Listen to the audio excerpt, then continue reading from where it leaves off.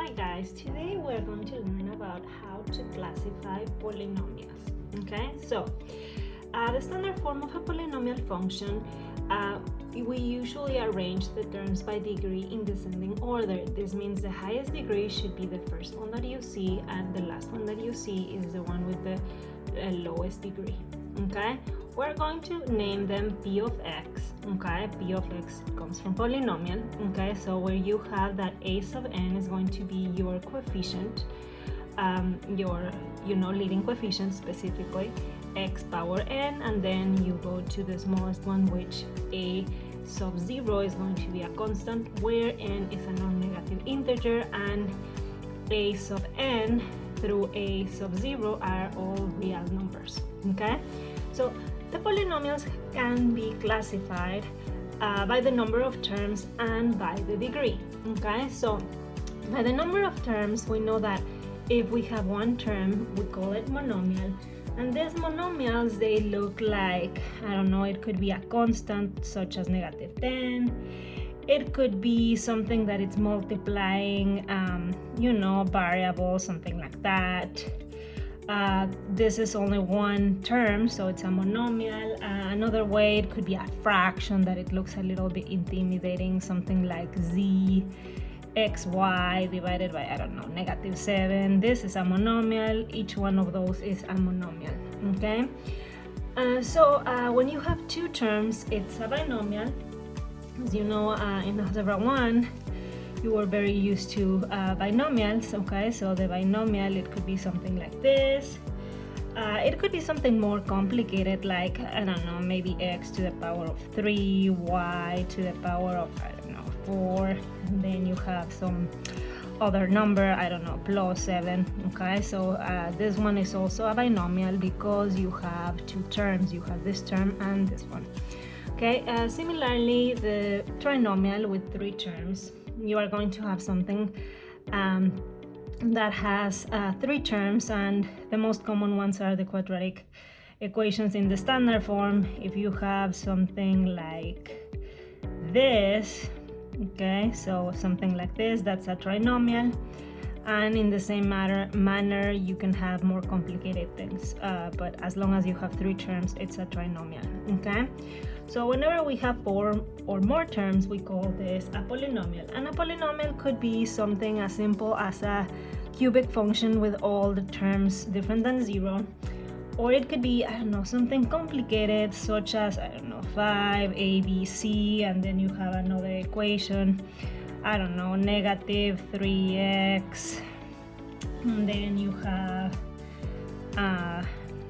plus y, and then -8.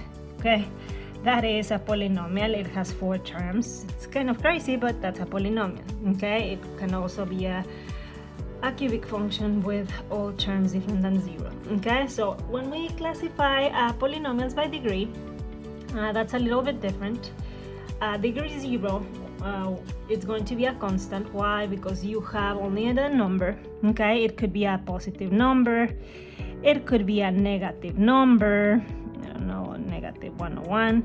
It could be a fraction.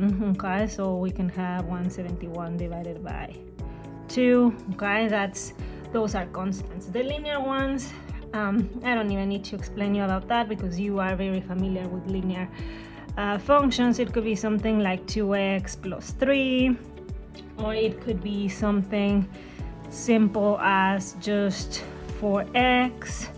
Okay, that's degree 1. Okay, what else could be degree 1? Something, I don't know, something complicated like 2x, and then you have -4y, and then you have plus z. This is also linear because all the exponents are 1, so the highest degree exponent is 1, so that one is also a linear polynomial. Now, a quadratic, you also know a lot about the quadratics. Okay, so as the name is telling you, it could be something as simple as this. Okay, or you could have something that it looks a little bit different. Let's say that you have ab plus 4. Okay, This one is also quadratic, and you're going to tell me why. Because the exponent of the a is 1 and the exponent of the b is 1. So when you add those two exponents, this term, even though you see it each one with degree 1, the term has degree 2. Okay, so that's why it's also a quadratic. This one is easier to spot that it's a quadratic because you immediately see the 2, but technically this one is a quadratic as well. Okay, so a cubic function, you can have something that looks like this: 3 minus 5x cubed, and you immediately recognize that as a cubic function because of the degree of this guy. Okay, what else could be a cubic function? Something weird that looks like, let's put a number, 13abc. Okay, so similarly with this example, this one has degree 1, degree 1, and degree 1. So each one of those have degree 1, making this term having degree 3. Okay, so that one is also a cubic polynomial. Okay, so hopefully that helps you, and we can make it even more complicated. Negative 4, I don't know, b. Okay, so that one looks more interesting. Okay, so when the degree is 4, we call it quartic. Okay, a quartic polynomial. You know that one, it could be pretty easy to see that you have something like this, and that's a quartic. But let's put some more interesting examples. You can have a square times b squared. That's also a quadratic polynomial. Okay, and you can add or subtract whatever you want. For example, I can put plus, and then I'm going to put 3z. Okay, so that one is a quartic. Now, if it has degree 5, it's going to be a quintic. Okay, that one, obviously, as the name is telling you, it needs to have degree 5. Let me create something interesting. Okay, so let's put the 7 that I like, then x squared, y squared, and then we have a z. Okay, so that one, we can add or not more stuff, but you know that this is a quintic polynomial because the degree is 2, 2, 1. When you add the exponents of this term, you have that it's 5. I mean, we can add or subtract more stuff, but honestly with this term is enough to have a quintic polynomial. I'm just going to create a little bit more to be okay, so you have something like that. This is the leading coefficient. Why this is the leading coefficient for this one? Because this one has more let's say the degree is higher. This one is degree 4, this one is degree 5, so we call it quintic. Okay, so that's for that. Okay, so please note that the degree of a polynomial is determined by the highest degree of any single term. Okay, by term it means the whole thing. Okay, this one. Okay, so not just one of the variables. Make sense? So now we're going to classify each of the following as a monomial, binomial, trinomial, or polynomial. We're going to list the coefficients of each term and the degree of each term. We're going to classify the polynomial based on the degree. Okay, so for number 1, you have x cubed times y minus 2x y plus 5x. So the first thing that you recognize is that this is a trinomial because we have 3 terms, so we are going to put the t here. Then the coefficient of each term, the coefficient of this one is going to be 1. Okay, the coefficient of this guy is going to be negative 2, and the coefficient of this one is going to be positive 5. Please remember that the coefficient is technically the companion of the number that is the companion of the variables. That's why it's 5, negative 2, and 1. Okay, so the degree of each term. Okay, so what's the degree of this one? The degree of this one is 3 plus 1, that's 4. The degree of this one is 1 plus 1 is 2, and the degree of this one is just 1. Now, what's the degree of the polynomial? Okay, so which one has the highest degree of this? 4. Okay, so you know that the degree is 4, it's always the highest. And then how can we classify our polynomial by degree? We know that the degree is 4, therefore from my previous explanation we know that this is going to be a quartic. Okay, so we just write quartic. Now for the second example that we have over here, it looks a little bit intimidating because you have a fraction, but I would tell you to wait until we actually deal with it. Okay, so we have 9 minus x y cubed z plus x squared y z divided by 6 minus 5 y cubed. Okay, so you count them and then you realize that we have 4 terms. Okay, so if we have 4 terms, 4 or more, we know that it's a polynomial. Okay, so it's p, and then my coefficients are going to be this one, doesn't have a variable, but alone it's going to be the 9. Then this one has the -1.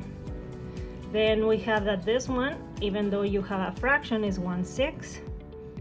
Okay, and then the last one, you know that it's -5. Okay, so now for the degree of each term, this one has degree 0. Then this one has degree what? 1 plus 3, 4 plus 1.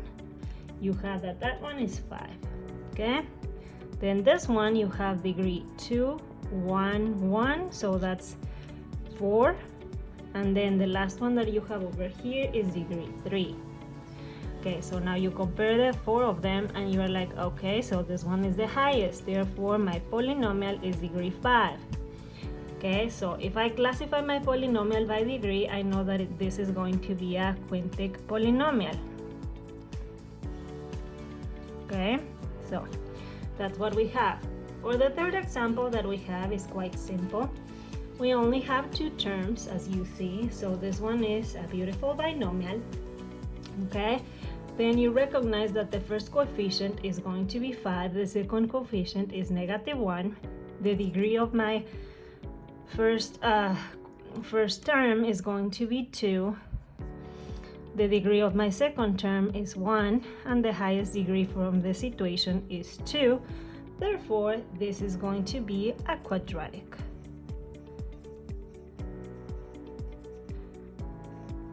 Okay, so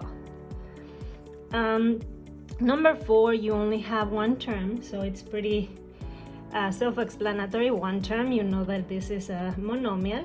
Okay, the monomial, the coefficient of this term is 14, is the number 14, and then the degree is going to be 3. Since it's the only degree, you know that this is going to be the degree of the polynomial, and you know that it's going to be a cubic, okay, polynomial. The next one that we have is just a -8. You know that you have a monomial because it's only 1 term. Okay, the coefficient of this term, you're going to tell me there's no variable. So what are we going to do here? Well, it's -8. Okay, because the companion of the variable that it's not there, it's just -8. Okay, so the degree of this expression is going to be 0. Okay, because you don't have a variable, and then the degree of the polynomial obviously is going to be 0 because that's the only term that we have, and then it's going to be a constant. Okay, for number 6, what you have is you have 1, 2, 3, 4. Okay, so again you have 4 terms, so it's a polynomial. The coefficient of this one is going to be 1. The coefficient of this one is going to be -7. The coefficient of this one over here is -2/3. And last but not least, you have the -3 that you have over there. Okay, so the degree of this one, you can see that it's 1. The degree of this guy, you know that it's going to be 3. The degree of this one is going to be 5. And last but not least, the degree of this one is going to be 2. Okay, so you are like, oh, which one is the highest? The highest is 5, so your polynomial is degree 5, therefore you have a quintic polynomial. Okay, then for number 7, you have 2 terms. Okay, so since you have 2 terms, you know that this is also a binomial. Okay, this binomial has coefficient -5 for the first term and +1/2 for the second term.